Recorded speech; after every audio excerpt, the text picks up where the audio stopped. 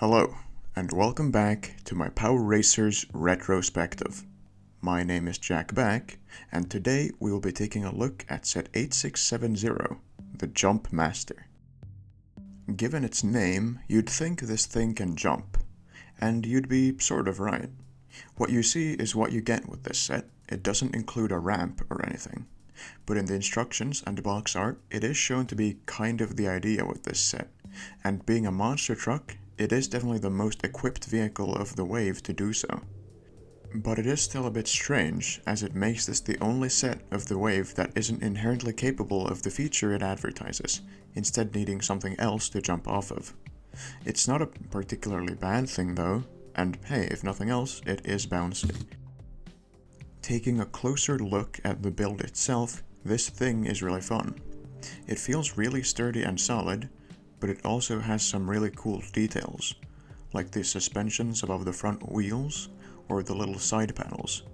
These trans neon green headlights are an interesting yet really fitting design choice as well, and you simply can't go wrong with a yellow car.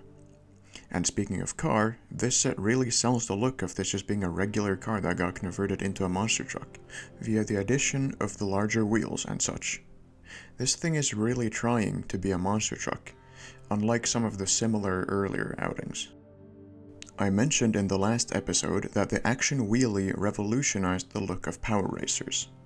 On the same token, I'd say this set, and the remaining two to some extent, act as a kind of final hurrah of the old Power Racers design, such as with these wheels, with both the rim and tire making their final appearances here.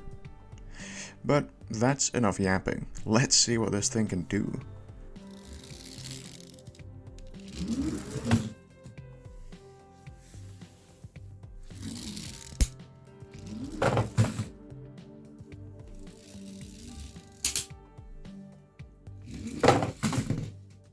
Returning to the topic of the action wheelie, let's have a look at the combiner model between the two sets.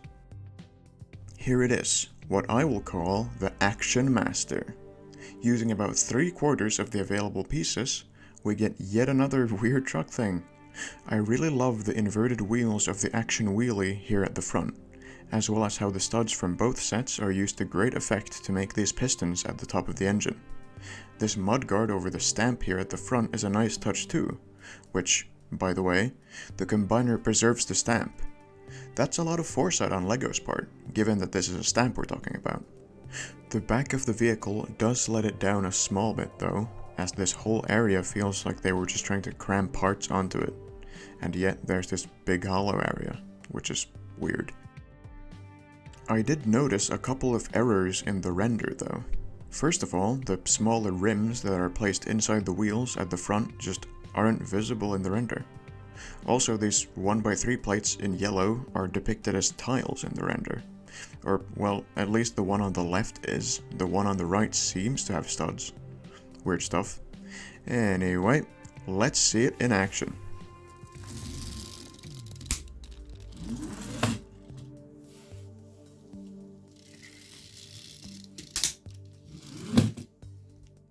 And that does it for this episode. Tune in again next time as we make our way further down the racetrack.